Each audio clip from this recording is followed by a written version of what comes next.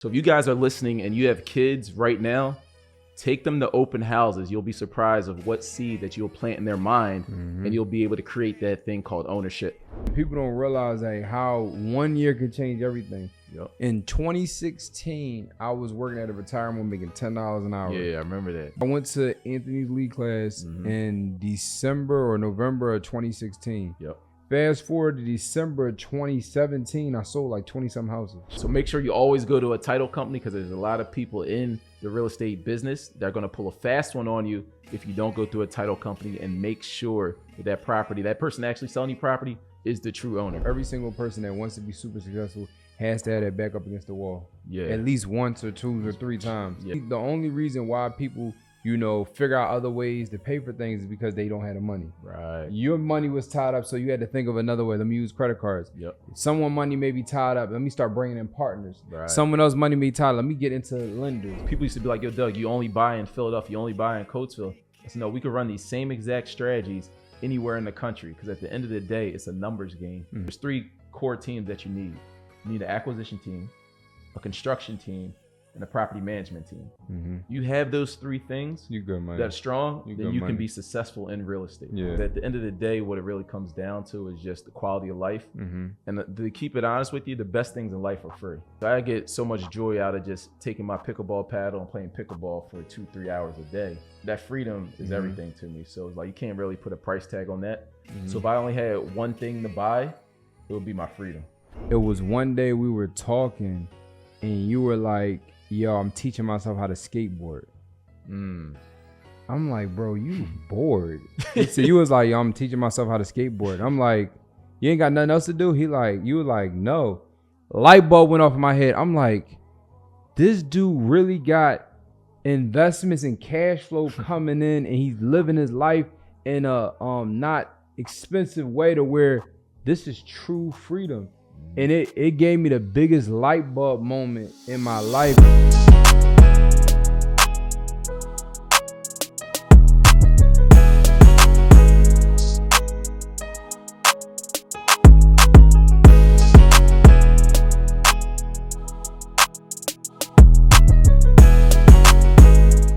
Welcome to the Funded and Closed podcast. So this podcast I create specifically for individuals like you who are looking to go get started in real estate and business, just anything in general, just take their lives to the next level, but they don't know exactly where to get started. So on this podcast, you're going to be watching episodes from 6, 7, 8, and 9-figure entrepreneurs that are going to show you exactly how they got started. Because I personally listen to a lot of podcasts, but some of the podcasts I listen to are individuals talking about how they already had it figured out, how they already had made it. So sometimes you can't really relate because you're like, well, I'm not at that position already, so I feel like I can't start. So I want to interview and have conversations with individuals that may not had it all figured out when they first got started, so they can show you their steps, how they built, their big empires, their big businesses, and how they make, so much different money. So this episode, I'm always excited, as you guys know, on a podcast, but this one I'm super duper excited, and I feel honored, honestly, because I get a chance to have a conversation with someone I have conversations with all the time.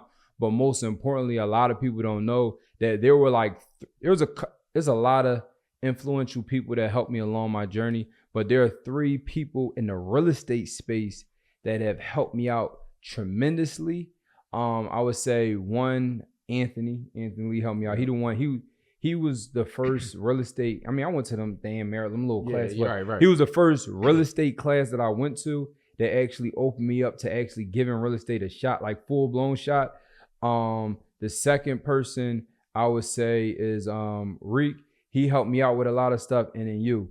So y'all 3. There's a couple other people too. So if y'all watching this, I'm not ignoring you, but 3 that was like on a day-to-day, like I was talking to every day. Like it was a couple people that they gave me some game I took off, but you, Reek, and Anthony, I was talking to every single day. I would hang out with y'all all day long. Like shoot, the house you was working on, I was basically in the house with you for like a week or 2 weeks straight. So this is when I need advice, this is who I go to. So without further ado, I want to introduce my guy, my friend, mentor, Doug Depte. What's up, bro? What's up, bro?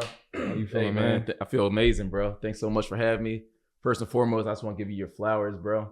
Like just to see your whole journey of where you came from and how you actually took the information. You just didn't sit on it, man. You're one of like the extreme executors, I want to call it. Like you get every bit of information from people and you just run with it off to the races. So I just love that. Appreciate That's the best way to pay back like a mentor, somebody that gives guidance. I appreciate that. Sure. And one thing too, I want y'all to understand is when you have a mentor, I notice how some people just y'all relationship builds not even off a money aspect, but just like you said, you see someone actually running a play, so it's not like you swinging haymakers and missing. It's like, yo, I'm swinging. This guy's actually taking information, run. Right. So I seen our relationship grow even more as me succeeding off the plays that you ran. So for those that's watching that want to tap in, let's say you want to tap in with him, like actually do the stuff he's giving you, so that way you have something to talk about. Because if I keep coming back to you, like how I get started in real estate, maybe after the second time, you're going to be like, man, bro, I ain't like, you're not serious. Exactly.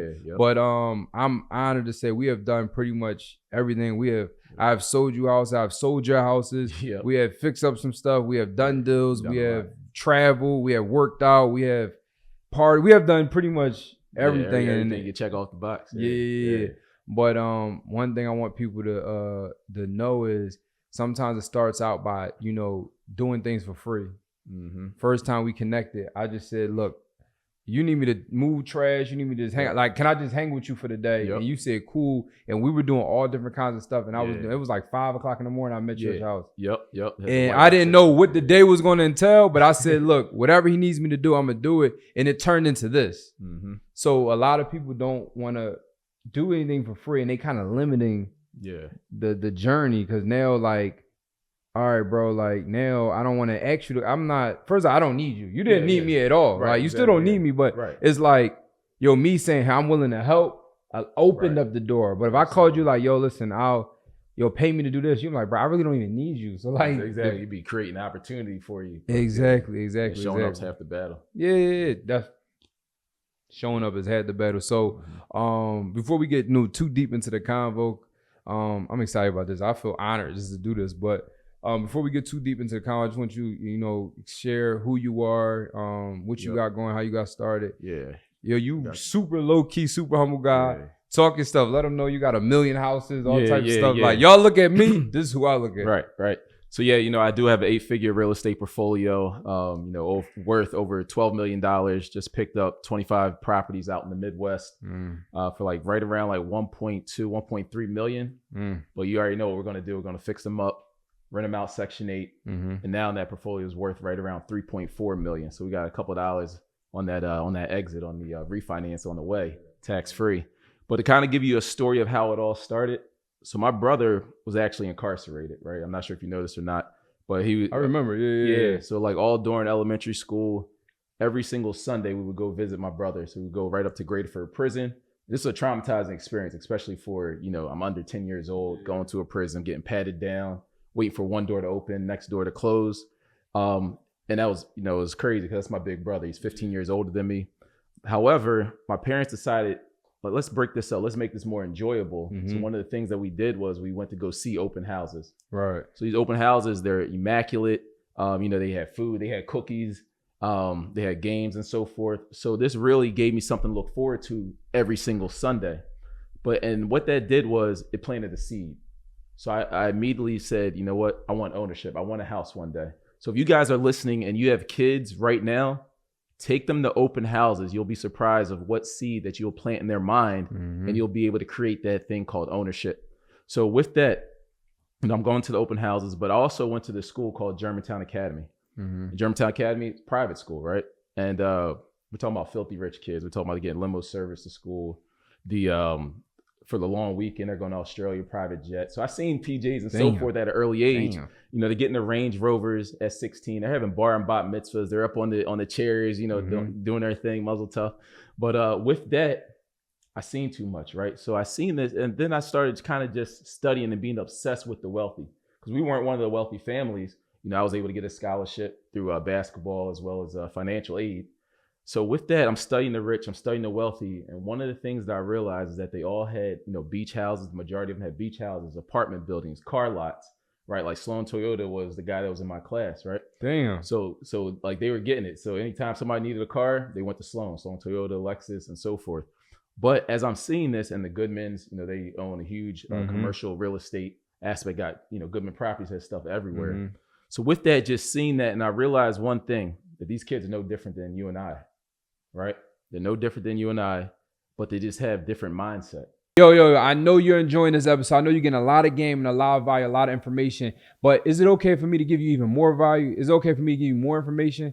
So if you just said yes, what I want to do is I want to give you access to a free training that I'm having 100% free. You can log in. If you don't like, you can log off. It's 100% free. In this training, I'm going to show you guys the 4 steps that I utilize to be able to buy properties, rent properties, make money on property. Like this building we're in right now is 100% mine. And we do that. And I have done that doing those 4 simple steps. So what I want you guys to do is go to fundedandclosed.com, just like the podcast, but fundedandclosed.com. And you're going to be able to register for the free training. Like I said, 100% free. And it's going to give you those 4 steps that I utilize to build my real estate empire. And you can do this exactly where you at right now. So look, we're going to get back to the episode, but before we go ahead and finish, press pause, go to that website, go ahead and RSVP for the training, and I'm going to see you soon. Let's get to it. They believe in education, right? They're willing to pay $38,000, $42,000 a year just to send their kids to elementary school, middle school, right? High school, because it's an investment. It's a network of people that you're around. Like for instance, I have my 20-year class reunion coming up. I'm going to be there because that's what we invested toward, right? So now it's just a different room. Yeah, it's a different room. So with that, I became just fascinated studying the rich, studying the wealthy. So anybody read Rich Dad, Poor Dad, right? Yeah. Everybody, every entrepreneur has read that book. And at the early age of 7th grade, my dad gave me the book Richest Man in Babylon. And that's really the book that kind of like changed my whole perspective around money, right? So we always joke and so forth, like, man, Doug is cheap. No, I'm not cheap. I'm frugal. The frugal guy, right. I know. I'm frugal. Like, if there's a way where I could save some money, because I know that early on I learned the lesson how to value a dollar, right? But I knew that the more capital that I was able to save, the more I'll be able to invest. So my school was, 50% Jewish, and I'm not saying Jewish are extremely cheap or anything like that, but I did learn some valuable lessons on how to respect money and how to put that toward investments. So that's one thing that I picked up. But then graduated, fast forward, went to University of Delaware, degree in finance, graduated a semester early, but I got a job with Bank of America. So Bank of America was a huge employer in Delaware, worked in their credit card division. And they hired me as a leadership rotational program. So they only picked 5 people in Delaware that went to University of Delaware. So I was one of the 5. And one of the days that really changed my life was that first day at the job. So imagine I'm with 4 of my other colleagues from University of Delaware. We're going up the elevator to Bricebridge, 6th floor, Bricebridge 2, right there in Wilmington, 10th and King. So we're getting off this elevator, and this lady, she's crying. She's carrying a box. Now I nudged HR, say, yo, Amy, why is she crying? What's going on? Oh, don't worry about that. We just had massive layoffs. Now, this was 2008, 2009, if you guys remember, but this is when there's the nationalization scare. Yeah. There's foreclosures taking place left and right. The economy was in shambles, right? Yeah. So that immediately, like, I'm looking at this lady. She's probably about like 60 years old. She's crying. She's in tears. And now, mind you, she probably had a mortgage, kids in college. She had bills to pay. And she gave her life. We're talking about waking up every single day, gave her life to Bank of America, over 20 years. And just like that, they gave her a pink slip. So I knew immediately that this couldn't be life. There has to be an easier way out. And the one thing that I realized is that you give permission for someone to feed you, you give permission for somebody to starve you as well. So let's think about that. If you work in a 9-to-5, you're working a job, sure, everything's great. But when it's not good, and when they're looking at the budget, when they're looking at their bottom line and the numbers aren't adding up, they're looking at, okay, let's look at the FTE, what the salaries are, and how we can cut budgets so that way we can keep higher net income. So what are they doing? They're going to fire the people that are either making too much. And what are they doing? They literally, right before our eyes, they're firing the top earners and they're replacing them with these 5 young kids from University of Delaware. They start me out at $50,000 a year. They're probably paying her about $200,000 a year. So we like, why don't we just train these young guys up to replace her? So when you enter that corporate America grind, there's nothing wrong with the 9-to-5. They're actually your number one supplier, your number one investor when it comes to real estate. So hold on to your 9-to-5 as long as possible. But there's going to be a time where your cash flow is going to outperform what you're making at the 9-to-5, and it's just no longer going to make any sense. Yeah. Yo, I just want to piggyback on what you said. Yeah. How they start laying people off, and I want people to understand. Sometimes people feel like because they have the higher position, or they making good money at their job, or they, feel like they need it at their job. As you say, they start by laying off the top people. Right. My uncle, my grandmom's nephew, however it goes, but my uncle, that's great uncle, whatever.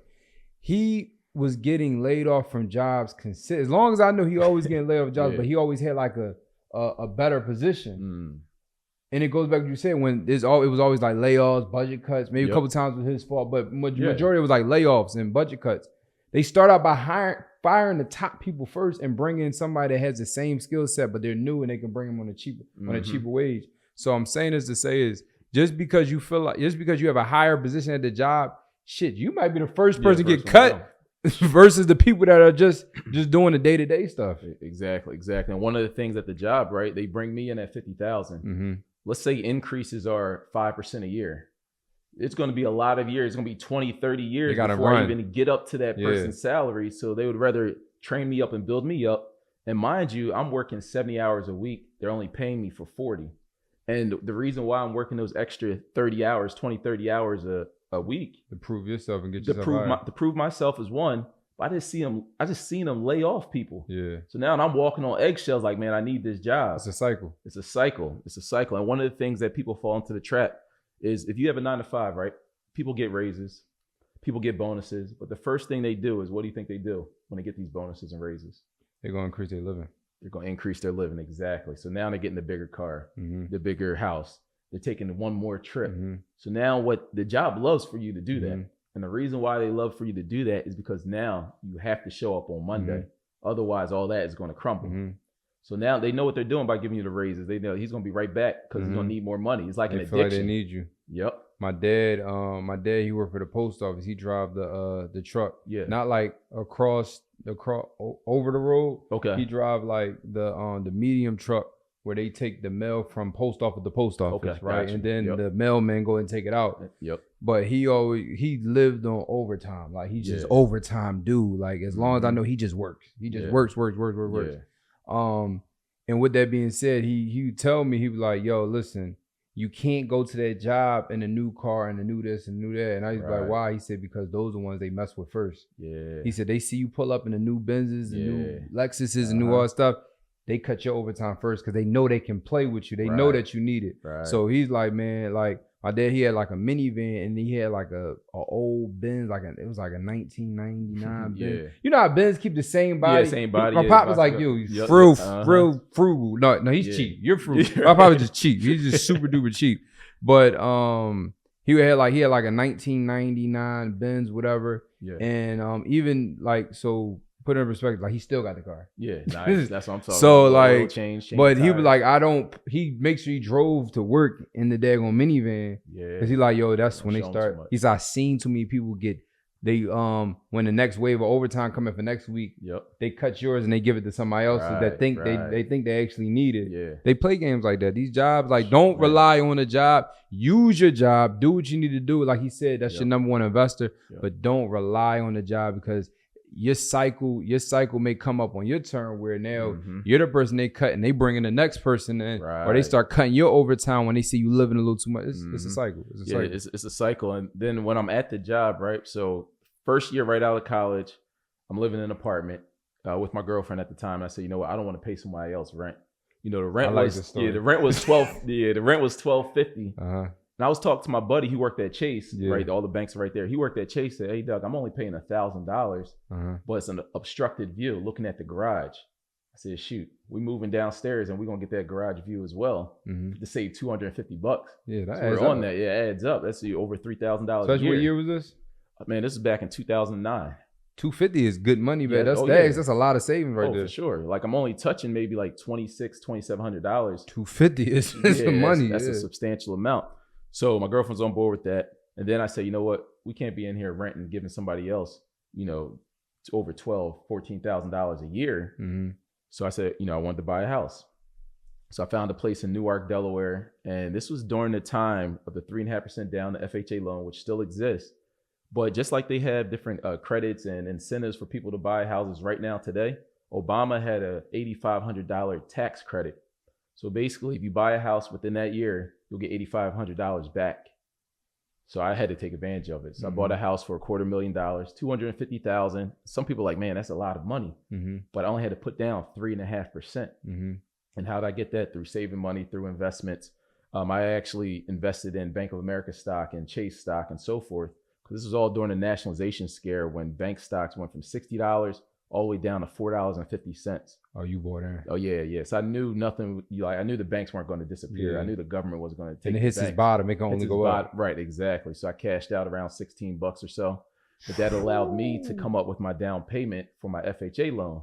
Right, my parents, I always watched them invest in stocks and so forth. I actually watched them lose over $1 million in their retirement because they got caught up in the .com era. Right, so like things were going good, but they got caught up in the .com era. On the decline. On the decline, and then they sold.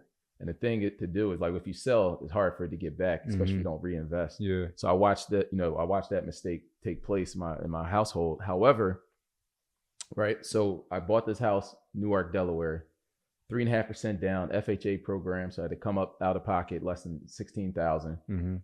Got the house, and we're staying there. 4-bedroom, 3.5 bath.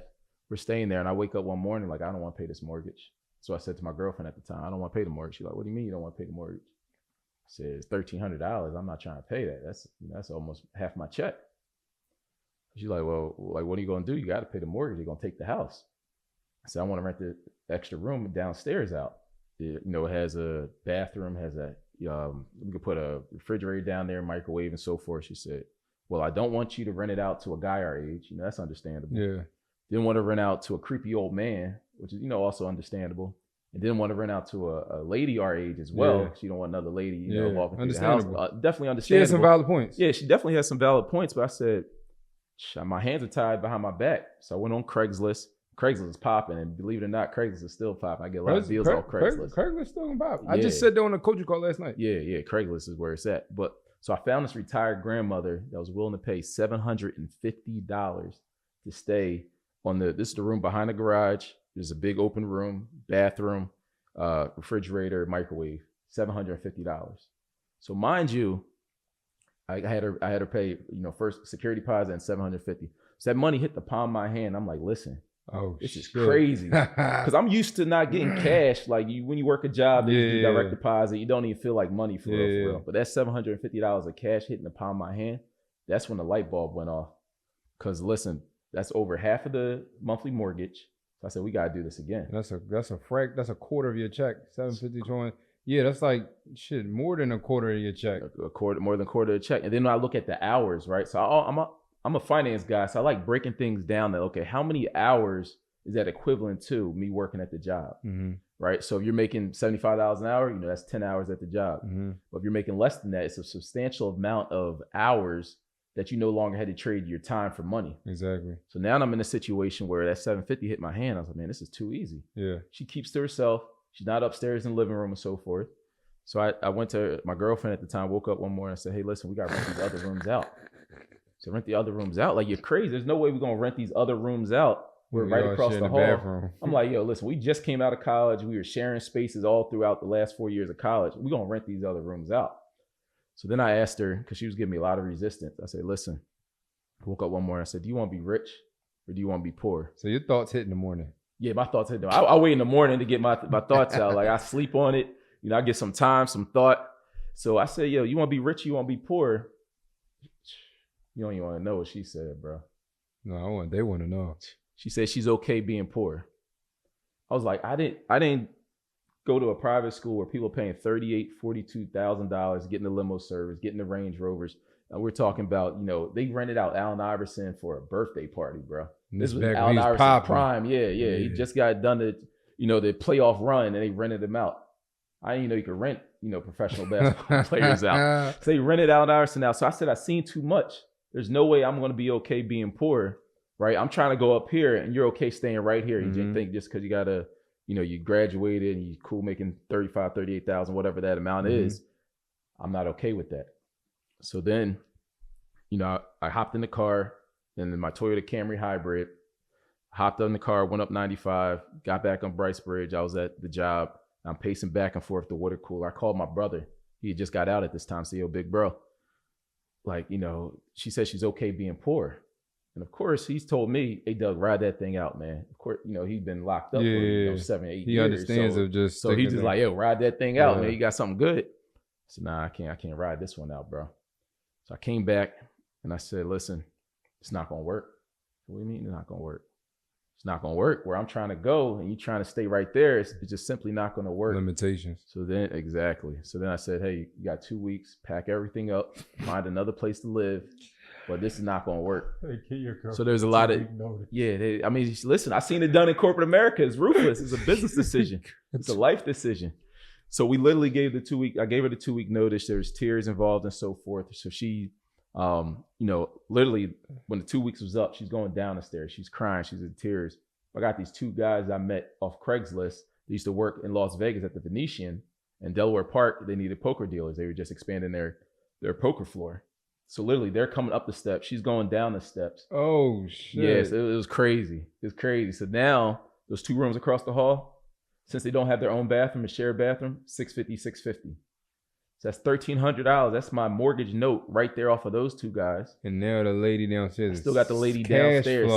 Cash $750. So I'm up $750 now. The lady downstairs, covering my mortgage, right? Because people have to realize their biggest, like you look at all your expenses, one of your biggest expenses is your living expense. So if you can eliminate and find a way how to quickly eliminate your living expense, now things start to open up. Now you're able to find more money to invest in. Now you're finding more ways to better yourself, better your family's life by simply getting rid of your living expense. So now I'm living in the master room, the master bedroom. I know people like to call them owner suites now. I'm living in the owner suite. And I'm a young guy, like 23, 24 years old. I got the soaking tub, the stand-up shower. I got the balcony, walk-in closet. You know, I got it all, right? Plus, I got a good job. I said, you know what? I don't need any of this. So I took my king bed and I moved it down to my 2-car garage, right? And the reason why I did that, you know the reason why. You want to rent that room out? I'm going to rent that room out. and that's probably was like $900. That's the owner's suite. I just rented it for $750. I wasn't being greedy. I said another $750. You got to think, this is back in 2009, 2010. $750. People rent out whole apartments for $750. Yeah. And they were willing to pay. So now we got the whole entire house cash rented out. $1,500. Yep. $1,500. Yeah. $750. Yep. $1,500 plus the $650, $1,300, $2,800. Minus the $1,500. Yep. So we cash flowing $1,500. So now once I got to that point, remember that's good money. I'm still working the job at Bank of America. I'm going in there. They got me slaving in there 70 hours a week. You know, they man, listen. So one of the things that I was able to do was now I'm able to save 100% of my take home pay because I'm living for free and I have an extra $1,500 to cover everything else I need done. So now what does that do? That allows me to have more money to invest. Now, this is before I knew about business funding, before I knew about business credit cards, personal credit cards, and so forth, right? So now we're in a situation where we're living for free. I'm at the garage, and I told this story to everybody I worked with, right? Everybody knew at the job that I was living in my garage, and I rented out to random people on Craigslist. They all thought I was crazy. And somehow, in a crazy way, I used that as motivation. Their laughter, I used that as motivation because I said, listen, you're not going to find me holding a box at 67 and a half years old, waiting for retirement, slaving here, giving my Monday through Friday, 9 o'clock to 9 o'clock at night, grinding here for somebody else. You're not going to find me here. Now I explained to them, I'm getting into real estate. People laughed. They said, Doug, what if the house burns down? So that's what insurance is for. What if they don't pay me? That's what Section 8 is for. Guaranteed rents coming in, right? So I had all these negative words coming from people. Like nobody gave me encouragement like, yo, you can do it. You got it. But that was okay because I was listening to audiobooks. I was engulfing myself in studying real estate. Like I was obsessed with the process. I'm talking about I was listening to ET and so forth. And I turned off the TV. And it got so bad where, ET, Eric Thomas used to talk about sleep is for suckers. He used to talk about waking up at 2 a.m. watching the 2 a.m. news, right? So I literally was only sleeping probably about 2 to 3 hours a night. It got so bad that I was getting headaches, right? I'm talking about like my head is hurting. I'm like, dang. I was like, how bad do you want it? I want it as bad as I could breathe. Damn. So one day my buddy Neil calls me up and say, hey, ET's giving a speech at this church. Come through. So I met ET and I pulled him to the side. I said, ET, I'm getting these headaches, man. I know I'm not supposed to be asleep. I'm supposed to be, pursuing my dreams and so forth. Like, how do you do it? He said, oh, I take naps. So he's still getting his 8 hours of sleep, but I didn't know the nap part. But then I said, okay, 30-minute naps in between time. Right. So that way he didn't have the headaches. So I adjusted my sleeping a little better and so forth. So I no longer have the headaches. But the key thing is being willing to sacrifice. Most people are not willing to be uncomfortable for a year, uncomfortable for 2 years, right? Everybody wants to be comfortable immediately. They don't want to put in the hard work. They don't want to put in the sacrifice. They don't want to put up $1,000 a month, $2,000 a month, right?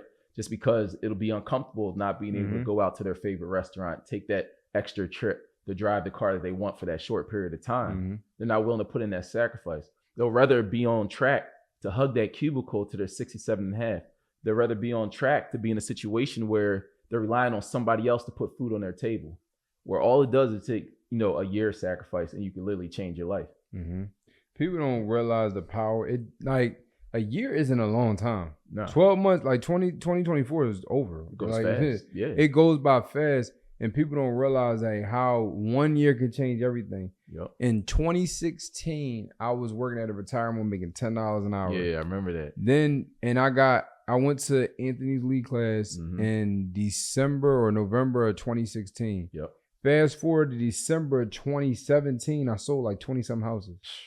1 year, and after that, it was over. Yeah, it was history. After that, it was history. You've seen too much. Yeah. It was history. And also, too, I relate to your story because my first real estate check I made as a real estate agent was $1,300. It was like, that was no money, especially as an agent. That's $1,300 is no money, but it was like 130 hours worth of work. Proof of that time. Exactly. Yeah. Exactly. I didn't even think about it like that. Exactly. Yeah. But also proof of concept, like, wait a minute. This and even if I put in a lot of work to get that 13, it was work that I actually enjoyed. Right. You see what I mean? So it just changed everything for me. So just to double down on what you said, like, 1 year can change everything. 1 year can change. I'm talking about, if you just lock in for 1 year, I'm telling you from my own personal story, it could change everything to where you never going back ever again. You never going back. And for those that are, think about getting into real estate and still working a job, still live in your job and stack those returns. That's what I was doing. Yeah. So going into 2018, I was already situated because I was stacking those checks and still, because as soon as I got on risk, I didn't just quit my job. I stayed in my job for a couple months. And then I finally quit. So I still was living off my $600-$700 every thing. I was making $700 every 2 weeks. Man. And I still was living after tax. I still was living off that check, and I was stacking the other ones where it was like I went into 2018 with thousands of dollars already sitting because of that. But one thing too, I want to transition, and I want y'all to understand. There's a lot of I really mess with this guy heavy because it's a lot of people online that's talking about real estate, that's talking about business funding, that's talking about stocks, that's talking about Section 8. This guy's been doing this since I met him. I met him in 2016, 2017. I met you in 2016. I met you in 2016, right? This guy has been getting $50,000 credit cards, $100,000 in funding, $30,000 credit before this stuff was even cool. Yeah, that's a fact. Yeah, like this is crazy. I'm dead serious. He's the first person I've ever seen show me a credit card that was more than $5,000. Like he's been doing this for a long time. So I want you to just touch on that. And touch on the credit cards, like how you got into it and like how you maneuver the money to go and buy. Like he been buying houses off credit cards. Yeah. So it was I guess I could tell one story, right? So there's one story. I was buying all my properties in a place called Coatesville, Pennsylvania. Yeah. I remember. And the reason why I started buying properties in Coatesville is because one, that was where my dad's family was from, was where my dad was from.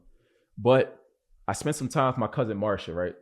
Stayed at her house, went to her house and so forth. She said, hey, cuz, I only pay $100 a month for this house. Like $100 a month. Like, how are you paying $100 a month for this house? Oh, there's something called Section 8. Right. The government pays the rest. So I said, break that down for me.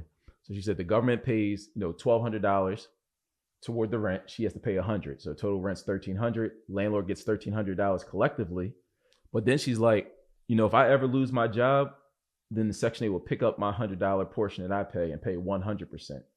So after that, the light bulb went off. So as I'm picking up properties, they have to be Section 8, right? So and this was probably back in 2011, 2010 time frame that we started picking up the Section 8 properties.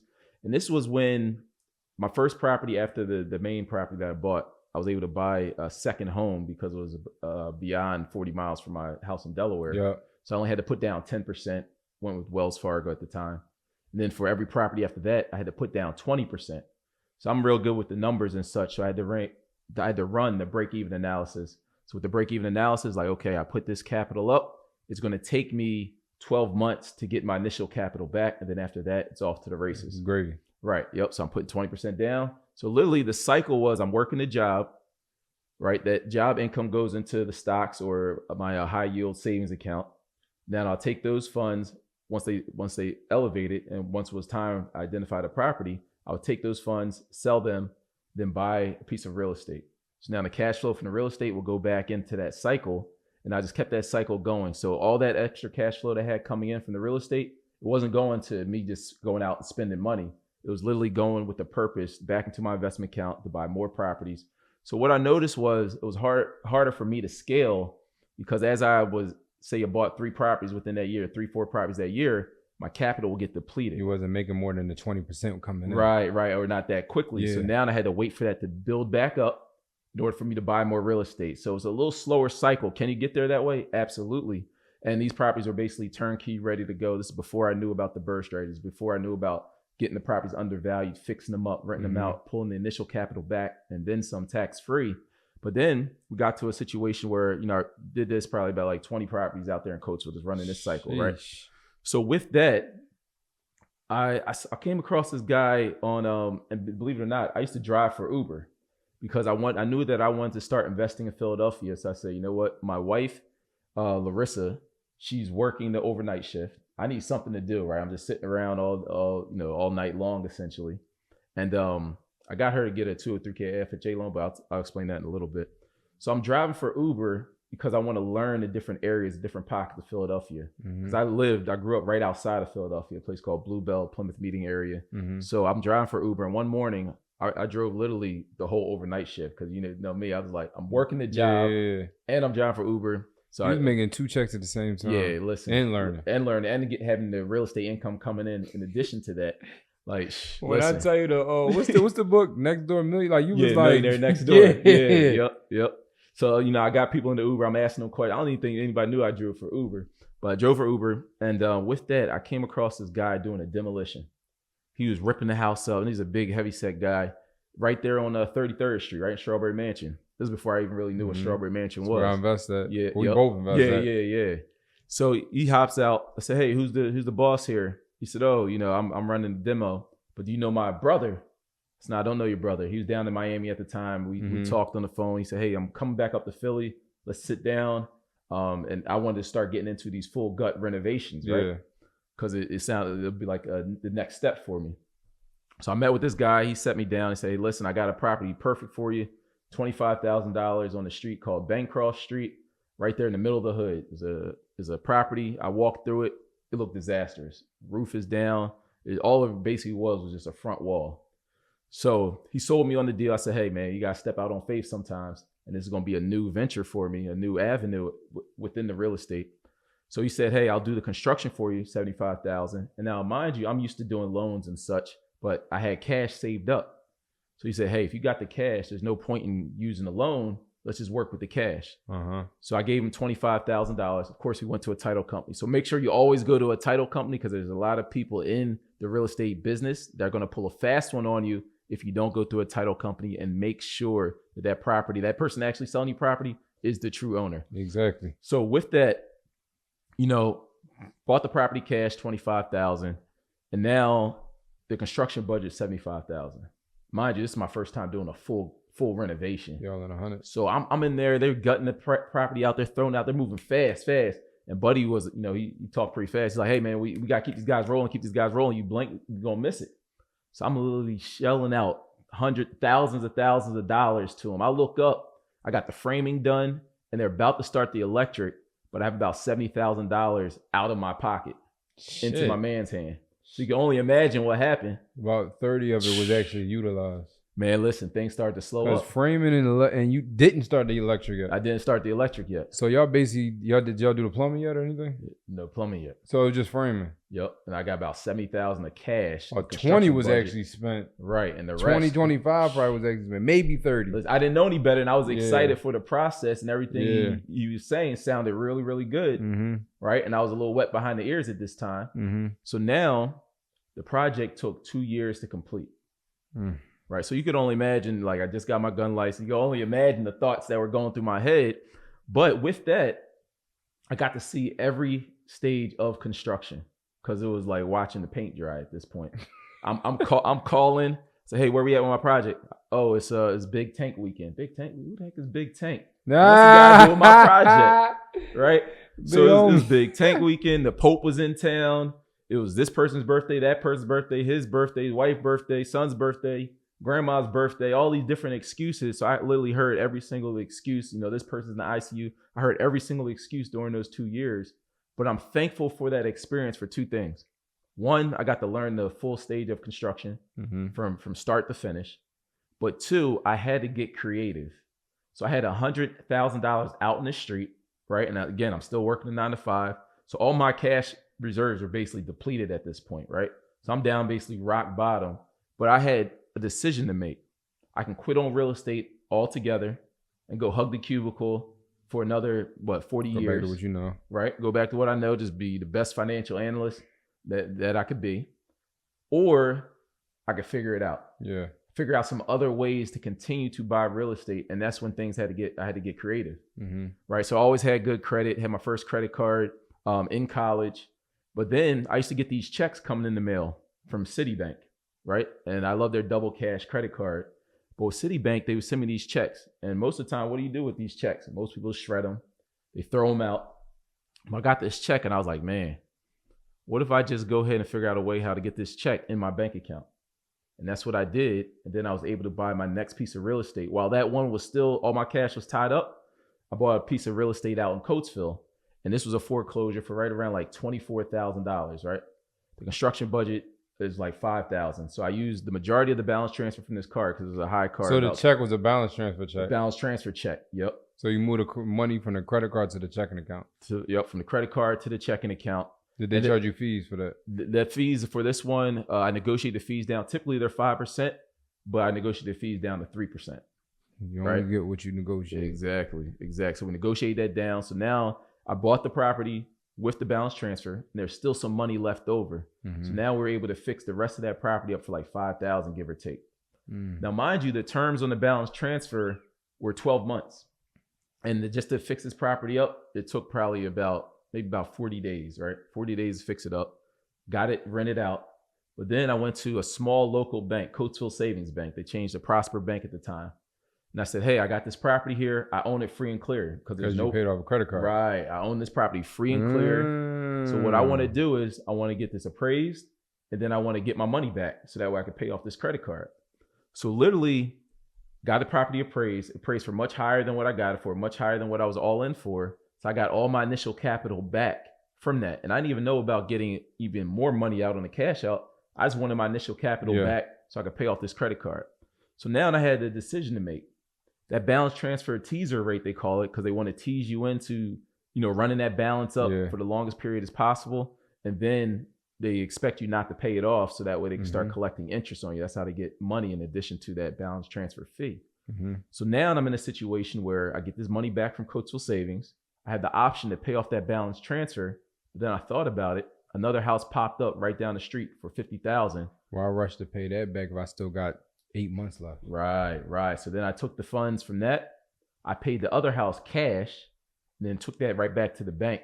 And that's really created my journey of just being creative. You did BRRRR without really knowing what you were doing. Without even knowing what the BRRRR strategy was. Everybody I talked to that been in real estate like since before like 2010 and things like that, this is the same story. It's funny, I'm texting, it was before we started, he just texted back my lender. And he was telling me how he was an investor and then went to lending. Yeah. And he was telling me how he was doing BRRRR before he even knew what BRRRR was. Right. Like everybody was doing, not everybody, but a lot of people were doing stuff, didn't even know what the hell it was called. Yeah, exactly. So I said, all right, I'll buy it cash, get all my money back, and then some. So I was able to buy that next one cash. I knew what the values were coming in because I literally bought the house 4 doors down, and this one was already fixed up. Didn't have to do anything. It was basically turnkey. So I literally, that property right now is worth about $225,000. The both of them on that street. It's right there on Walnut Street, right in front of the park, Ash Park, the same park that Rip Hamilton used to run up the steps and dedicate the basketball court with. But that's how I had to get creative because of that contract to hold my money up for that 2-year period. So I had to start thinking outside the box. And then after that, the rest has been history. I feel like every single person, and it's probably raw to say, but I feel like every single person that wants to be super successful has to have that back up against the wall. Hey, so I know you're enjoying the episode so far, and you're probably hearing some of the plays, but you might be like, my credit isn't there. I don't have the best credit. I may not be able to run some of the plays they're saying.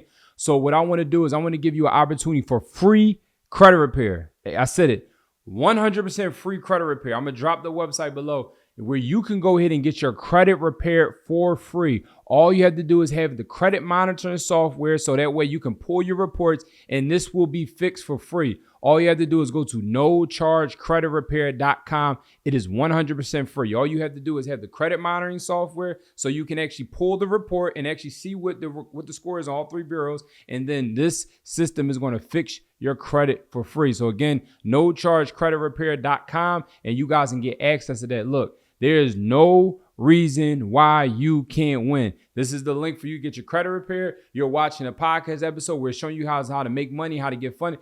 There's no reason why you can't win. So go ahead and click the link, pause this episode, go ahead and sign up, and then get back to the episode and keep learning, keep winning, keep growing. Let's get it. Yeah. At least once or 2 or 3 times. Yeah. Like the only reason why people, figure out other ways to pay for things is because they don't have the money. Right. Your money was tied up, so you had to think of another way. Let me use credit cards. Yep. Someone money may be tied up. Let me start bringing in partners. Right. Someone else money may be tied up. Let me get into lenders. Mm-hmm. Like you have to be, your back has to be up against the wall. I like to call it my fed up moment where I'm like, I'm in a position where I'm like, I need to make something happen, but I'm like in a jam. I'm fed up with this stuff. That's when you start really, it's hard to be creative. Some people can do it naturally. Right, some people can be sitting on 100 million and still be creative. Right. But the vast majority, the sixth sense, I call it, doesn't kick in until you in a position where all other 5 are depleted. Right. Yep. So I think that's good. And a lot of times people run from that instead of embrace it. Exactly. Like, I'm in this spot, let me just stay here and just right. Okay, let me find another little crack and let me break my way out. Let me figure out something. So I really feel like that. And so one other question I want to ask you is what I'm noticing what you're saying, like, I just bought 25 properties in Midwest. Yep. I bought X amount of properties in Colesville. Then I bought some stuff in Delaware. Then I bought some stuff in North Philadelphia. Like, do you believe in the word proximity, like buying everything like at one time? I don't say one time, but in that section? Yeah, so it's always good to, I feel like, invest in your areas that you're familiar with, right? Yeah. So like, for instance, I bought in Delaware because I went to University of Delaware. I bought in Coatesville because I was familiar going with there during all the holidays. My dad was from there. I had cousins out there. Yeah. I did Philadelphia because it was a city that was also close to Delaware. And I had, I was familiar with playing basketball at Temple and so forth at McGonigal Hall, Sunny Hill League and such. So there was in that proximity, things that I was familiar with. However, I stepped outside of my proximity and started investing out in the Midwest because the numbers just made sense, right? So if I'm able to go ahead and pick up properties for $40,000, put $10,000 worth of work into them, and then now the values are, $110,000 to $125,000, I'll run those all day long, right? And I can run those from afar because I understand the numbers. I know how to build a team anywhere. People used to be like, yo, Doug, you only buy in Philadelphia, you only buy in Coatesville. I said, no, we could run these same exact strategies anywhere in the country because at the end of the day, it's a numbers game. And once you know how to build, there's 3 core teams that you need. You need an acquisition team, a construction team, and a property management team. You have those 3 things that's strong, then you can be successful in real estate wherever you are. And that financial backing, like some type of lender that can lend, you good. Exactly. You good. You're super good. A lot of people think what I'm realizing over the last year and a half now, when interest rates started changing and things started getting a little funny, every house doesn't have to be full gut. Exactly. Every house. And I feel like I admit people like me and you have made it sexy. Yeah.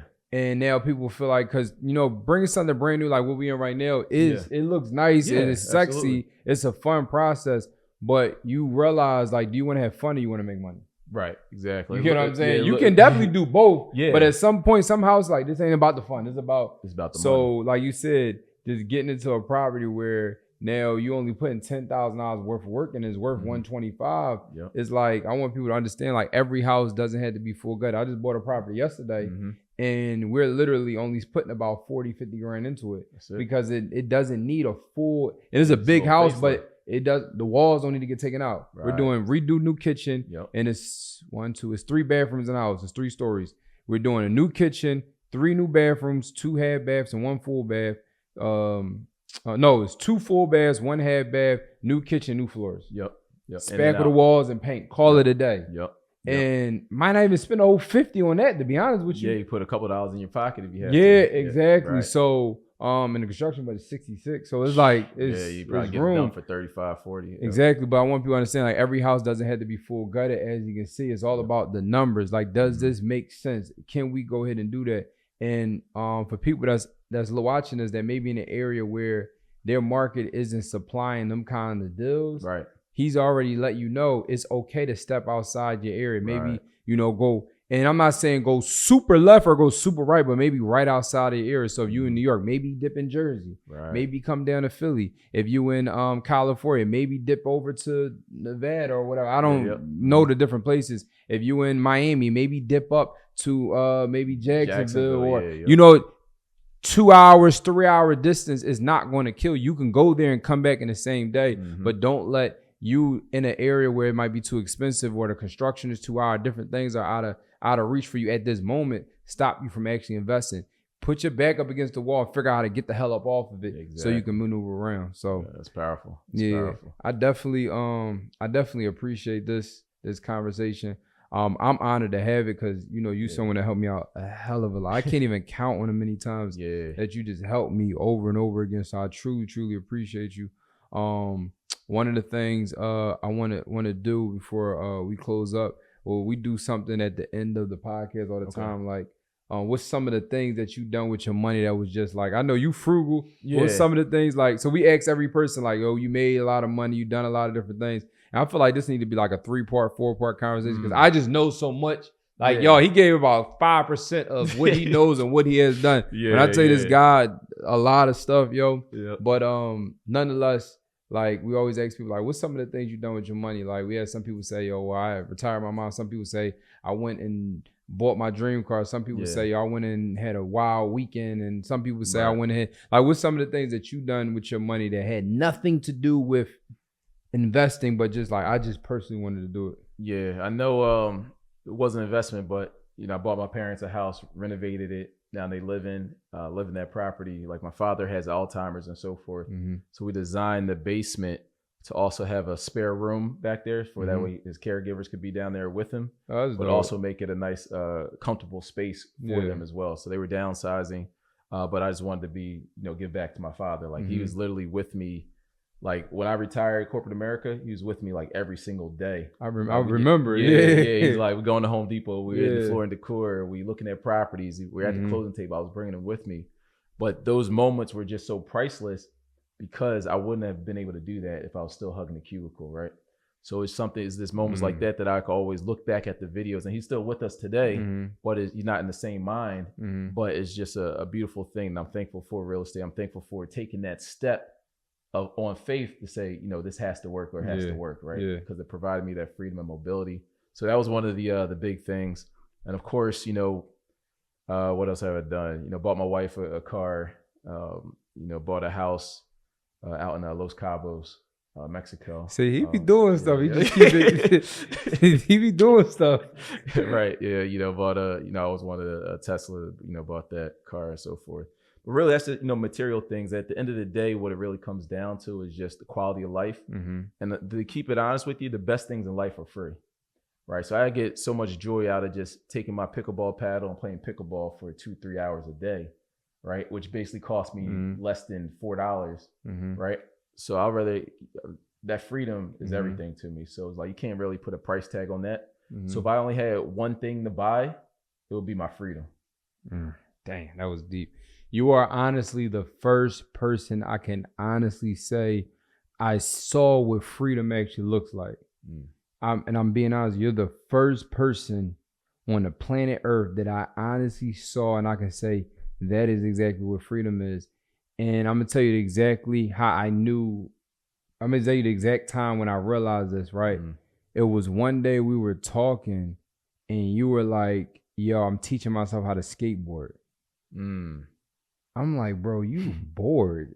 So you was like, yo, I'm teaching myself how to skateboard. I'm like, you ain't got nothing else to do? You were like, no. Light bulb went off in my head. I'm like, this dude really got investments and cash flow coming in and he's living his life in a not expensive way to where this is true freedom. And it gave me the biggest light bulb moment in my life. And I'm like, yo, it's not that I don't know what your income is, but it's not like you Jeff Bezos 20 billion. You might be who all knows. But it's like, yo, I have my expenses here and I have my cash flow here to where if I wanted to just learn how to skateboard this month, I could do it. I said, you taught me so. I said, and then the next month you was like, I'm teaching myself how to golf. Then the next month, yo, bro, he was like, just pick every month. He was just finding something. You ever, I used to tell you, you probably never even saw it, but it's a show called Phineas and Ferb, right? Yeah. And he basically like, it's two brothers, whatever. It's a cartoon. And he like, hey, Phineas, what you want to do today? Like, let's take a rocket ship to the moon. I used to say that about you. You didn't peep what I was saying, but I'm like, yo, you literally wake up like, what I feel like doing today. And I was like, that's real freedom. Like really not having to worry. I can just get up, I can buy as I want to, or I don't have to. Either way, I'm gonna do what I want to do today. So I think that's dope. So again, appreciate you for everything that you do. I want you to go ahead and drop your Instagram, whatever you have going on. I got you. Y'all, if you don't tap in with me, you guys got, this is the person I listen to. This is the person I listen to for information. So guys, if you guys want to tap in with me a little deeper, follow me on Instagram, Doug Depte. It's like the abbreviation for department with the E at the end. So DOUGDE, P like Peter, T like Tom, E like Eddie. And also you can go to executewithdoug.com. I'm actually going to be able to give you a one-on-one consultation. So either with myself or one of my team members, just to kind of get a feel for where you are with your journey and how it can better assist you. So make sure you stay tapped in so you don't get tapped out. Let's go. Look, listen, y'all make sure y'all tap in, follow, get on a one-on-one call, do whatever you need to do. But in order to create true freedom, you're going to have some other investments outside of the job. Like you said, you don't have to quit your job, but you do have to invest. And even if you don't want to become a real estate mogul and own hundreds of properties, you do need to invest, period. I feel like real estate solves two problems that we have in America. The only time people make money is when they trade time for it and people have nothing to pass down. One piece of real estate can pass in $1,300 a month, $1,500 a month, and then one house can pass down to the next generation. So you don't have to own 100, but you do have to at least know one. I like the power of three. I feel like three properties can give you. I feel like when I got the three properties, three different types of rent, that's when I started feeling a little bit like, because let's say if you cash flow $600-700 from one, maybe $400 from one, maybe $800 from one, 8 plus 7 plus 3, you like, this is it's a little bit of change. Like that's enough to go ahead and take a little trip, a little weekend trip, go ahead and do something, maybe pay a car note or two and insurance. That's when you start really feeling it. So like I said, the power of three, tap on my guy. And again, bro, appreciate you for everything you've done with me personally. I appreciate for coming on talking with them. Absolutely, brother. Thanks for having me.